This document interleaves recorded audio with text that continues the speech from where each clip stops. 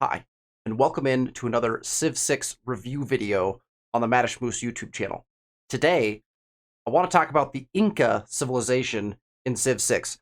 Now, notoriously, this is one of the fan favorite civs. Lots of people will tell you this is their favorite civ, and lots of people will tell you that it is one of the most powerful civs in the game. I want to go over why those things are most likely true and talk about some of the choices that you have to make when you're playing the Inca civilization, because they're actually probably so good that you have to make some critical decisions about how you're going to play them. Otherwise, you might end up in kind of a weird middle ground where you're not actually fully taking advantage of one thing or the other. And so there's kind of a careful balancing act, I think, that you have to make when you're playing the Inca on some of the choices that you need to make. So we're going to jump in to the game here. This is a finished game. This was actually a little bit of an older game. It was the first ever deity game I ever played. So we did end up with a turn 296 science win. So it took a little bit longer than I probably would have thought. But it was a really interesting spawn. So I want to talk about the spawn bias for the Inca civilization, because that becomes critical when you are looking at playing the Inca. So the first thing that you'll notice on this map is mountains. There are mountains everywhere. This was a really fun game to play because of the mountain spawn we were able to get. Look at these tiles. Now, you will notice, hey, there are yields on these tiles. That is because the Inca are the only civilization in Civ 6 that can take advantage of mountain tiles. So if we go look at the Inca Empire abilities, the Pachacuti abilities. So we've got the Kupaknan, which is a trade route piece that allows you to run domestic trade routes for +1 food for every mountain tile in the origin city, hence the mountain bias at the start. That allows you to build really big cities, which we'll talk about in a second. But the big thing is the Mita. Citizens may work mountain tiles. Mountain tiles provide +2 production and an additional +1 production when the game reaches the industrial era, +1 food to mountain tiles for each adjacent terrace farm.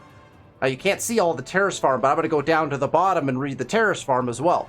Unlocks the builder ability to construct a terrace farm unique to the Inca. +1 food, provides +1 housing, +1 food for each adjacent mountain tile. So basically, find mountains, put a terrace farm adjacent to them. Gains +2 production for each adjacent aqueduct district. So now we're looking for those aqueduct placements as well with the mountains. Receive +1 production if adjacent to freshwater and not an aqueduct district. And then additional food as you advance through civics and tech tree for adjacency with other terrace farms. Can be placed on grasslands hills, plains hills, and desert hills. So it has to be put on a hill. So there's some restrictions. However, mountains and hills tend to come together quite a bit. And so what you'll see as we go back out is there are quite a few hills around our mountains. So we've got terrace farms, a lot of places, and then carefully placed aqueducts that allow us to then terrace farm around them as well, further enhancing the terrace farms. But remember,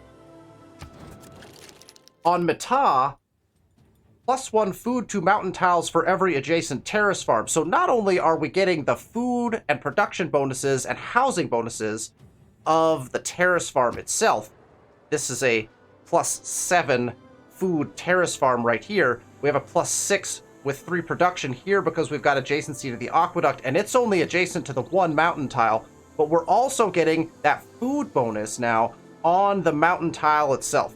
So this is a really good example right here because there's really nothing else impacting it. We have a single mountain, we have an aqueduct, and then we have terrace farms as much as we can around that on different hill tiles. Look at the yields. We've got 5 food, 4 production, 6 food, 3 production, and then we've got our aqueduct that's boosting all the farms around it with increased production. Plus we get a mountain tile that is sitting there with a 2 food, 3 production. And now you'll notice there's a faith on this mountain tile as well, and that is because we very carefully selected as our pantheon the Earth Goddess Pantheon, +1 faith from tiles with breathtaking appeal. Mountains, as it turns out, always have breathtaking appeal. So when you play the Inca, and you're going to be working mountain tiles, as you can see in this city, we're working our mountain tiles, all of those tiles have +1 faith just as a base, because they are all breathtaking. Every mountain tile is always breathtaking. So choose Earth Goddess, and then you get instant on every mountain tile. You're instantly going to get a faith on it as well. So we've got the terrace farms. We've got the mountains that we're now working. We're getting huge food production out of our terrace farm and housing bonuses as well. Plus, when we're using the internal trade routes, the Kupaknan, we've got +1 food for every mountain tile in the origin city. So now we're just churning out food. So growth is extremely high in our cities. We have food for days, right? Because we're getting food off our terrace farms. We're now also getting food off of our mountains. Plus, we're getting that production bonus when we're sticking all of those things together. If you include that aqueduct and you get that production on those terrace farms, you're also going to increase your food on your mountain tiles. And all of a sudden, you've got some crazy mountains that you can work. Plus, you take Earth Goddess, get some faith as well. So, now comes some of the biggest questions that you have to ask when you're going through an Inca playthrough. We've got the mountains. This is one of my best examples in this game. In our capital, we have this nook right here. There's 1, 2, 3, 4, 5 mountains around this nook. A perfect location for a campus, a holy site, or a preserve. Normally, this would be a terrible location for a preserve unless you're playing the Incas. Because as you can see up here, we did put a couple preserves in, and the preserves are going to boost those mountain tiles because you're not going to put improvements on them, and you're just going to rake in the bonuses from the preserve. So every time you find a nice mountain nook, the question becomes, is it going to be a campus? Is it going to be a holy site? Is it going to be a preserve? Or am I just going to put another terrace farm on it and grow my cities even bigger, right? So you really have to make some determinations about the kind of game you want to play, how big your cities are going to get, how many districts you're going to get, and how many of those little nooks do you have, right? So this was the perfect nook for a campus. We were going for a space race game, and so we wanted that science victory, so we went for the big science building. The beauty is, we were also able, from this city, to put a preserve in to boost some of these mountain tiles, and then we doubled up and put a preserve in over here. We ended up with only 1 mountain getting the double bonus from that, right? But look at this tile. 3 production, 5 food, 5 faith, 4 culture on a mountain tile that is adjacent to 2 preserves. So preserves, always an intriguing idea as well when you're looking at playing the Inca. This makes them highly versatile because you could go with the holy site route. You could go with the campus route if you're going for faith. You could go for the preserve route if you're looking to maximize that culture. You really can take them in a bunch of different directions. You're going to have high food, you're going to have high production, and you're going to be able to take advantage of some of these mountain tiles as long as you have a spawn that's conducive to that. So, lots of options with that. Can you imagine in this particular game if we weren't going for a space victory and we had preserved this as well? And gotten the double bonus on these 2 tiles. I mean, if you start preserving all over the place as much as you can, like once in each city, you start getting just some ridiculous tiles. The other thing that we had some fun with in this game is our secret society. So if we look at our governors, we chose Sanguine Pact, and that is because it gives you the ability to build your vampire castles. Now, vampire castles take all the yields from the tiles around them and combine them into one crazy tile. So it duplicates all of the yields around it. So here, notice the mountain tiles are what we're copying. So we have gone ahead and created a 1 science, 6 culture, 11 food, 14 faith, 17 production tile. And most of those are just really good mountain tiles. And again, I utilized the preserve over here to boost up these tiles to be able to get a really good vampire castle that's feeding all of this into our capital. And as you can see, we have a 35, almost 36 population capital. That's a huge city, right? Every single one of the tiles in that city is being worked.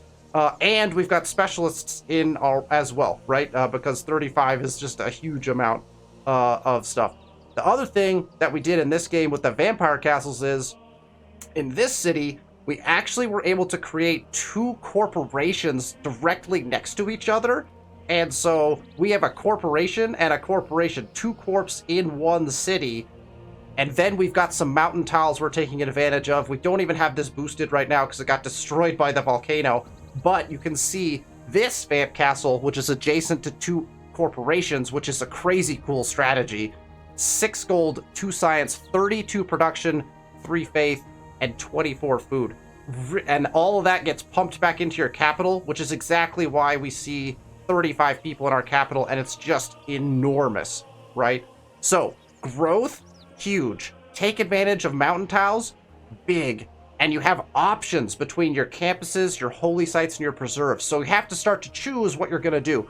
One of the things that we did in this game that made it considerably easier for me to make those choices is we didn't choose a faith. We did not go after a religion.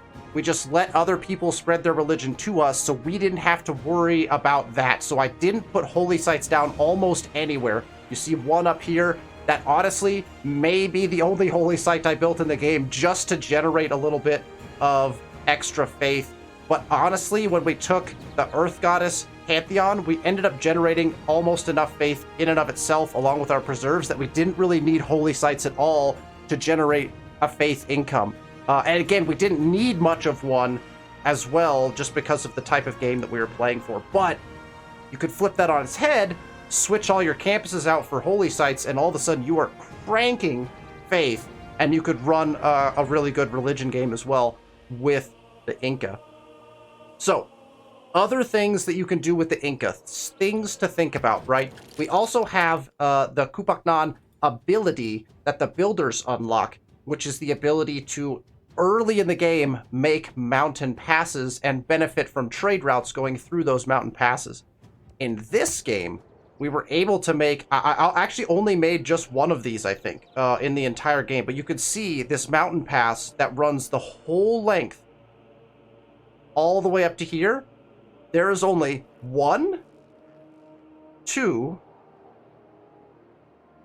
3 ways to get through this mountain pass. Now that made this game pretty fun because we had this whole area to ourselves. We blocked off that area, we settled everything in here. You can see on the mini map down here, we got control of this whole section in between, and we're able to just settle the whole thing and just build up our own empire and kind of seclude ourselves. However, there are some great tiles to take advantage of over here. So what we did is we built a mountain pass right here, and you can see the roads going into the mountain pass. We then ran many trade routes through this mountain pass in order to optimize our gold production through these trade routes and get the benefits, right? So this city was able to grow very quickly once we settled it, and take advantage of some really interesting mountain tiles over here. Again, we've got a big campus site. This volcano has just destroyed everything that was here, but it was also quite beautiful in this city. And we were able to get through the mountain early in the game to make a critical settle in this mountain territory. So you could take advantage of that. The other thing that you have access to with the Inca are your Warak'aq, your unique units. And so Warak'aqs, which is right here, Inca unique medieval era unit that replaces the skirmisher, stronger at ranged combat than the skirmisher, +1 additional attack per turn. +1 additional attack per turn is a very good bonus. Now, I will say, skirmishers and the Warak'aqs, because that's the replacement, are a weaker unique unit in general. However, if you're able to get one of them promoted up really high early on, it's also a scout promotion, right? So if you get your scouts out and you get your scouts promoted really heavily, you can end up with a pretty highly promoted Warak'aq early in the game. Now, if you're playing with heroes on, we comboed that with Hippolyta, and I think we had, at some point, we had Warak'aqs that were able to make 4 attacks per turn. I can't even remember what we were doing. It was something crazy, but because you have that additional attack per turn, you get him promoted, you can actually get that upped again, I believe, and then if you've got Hippolyta, you could just do that all over again. So I think you could possibly end up with, I think, 6 attacks per turn with a Warak'aq unit if you do everything correctly. Don't quote me on that, but I'm pretty sure that's true. And so Warak'aqs can be a very powerful early unit. And then if you think about the fact that they're able to attack so many times, they're also getting promoted more and more. So then as you move through the game and you promote that unit up, that unit is going to be highly promoted and be a really effective unit for you going through the game. Again, I think the Warak'aq is more of a really nice early game mechanic that you can take advantage of if you set it up right. I don't think it's super powerful, but it provides the Inca with yet another flexible option from a military standpoint to be able to make sure that you can defend yourself and defend your lands in an effective way, or even take a few cities early on with that extra attack that the Warak'aq has, particularly when your opponents don't yet have walls. That becomes very important, right? So, lots of options for the Incas. They're a fun civ to play. We did other fun things in this game that we somehow were able to get away with. If you look at our city down here that's just on the edge of the tundra, there is desert tundra and a volcano. Here's the thing about terrace farms that you need to remember. Terrace farms can be built on desert hills. See these tiles right here? You wouldn't believe it. These are desert hill tiles. This makes the Inca strangely good in the desert. When you have desert hills you can take advantage of as the Inca, you can put terrace farms on them. We're cranking 6 food. 6 food on a desert hills tile because of this, because of the terrace farm that's on it. Unbelievable. And it doesn't even look like it's desert anymore. Look how beautiful the tile is, right? The terrace farms are gorgeous to look at. So another thing to think about is if you find some desert, particularly if it's full of hills, slap some terrace farms on there and all of a sudden you've got a really productive desert. We were able to also petra this desert to make it even better. We somehow snagged pyramids in this game as well, which obviously helped us a ton. And then just to cap it off, we also put St. Basil's Cathedral in this city as well. So we had the illustrious double Petra St. Basil's, and we were able to take advantage of that and make a really cool city early in the game. So, again, lots of options. The fact that you can terrace farm desert hills, wow. Game changer for the desert, right? So again, just yet another way that the Inca are a flexible civilization, and a civilization that a lot of people really enjoy playing.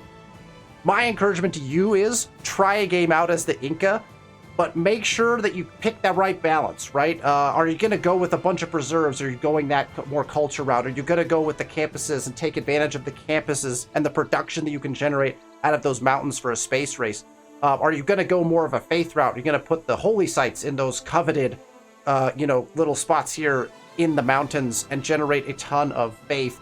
Or can you find ways to blend them all together and make a successful Inca Civilization 6 game? Have fun doing it. I encourage you to give the Inca a roll. If you haven't played them in a while, man, the Inca are a crazy fun civ to play. Thank you for tuning into the video. Please feel free to thumbs up if you like the content, and make sure you're subscribed to the channel so that you know when I release new content. Thank you so much for watching, and I'll see you for the next video.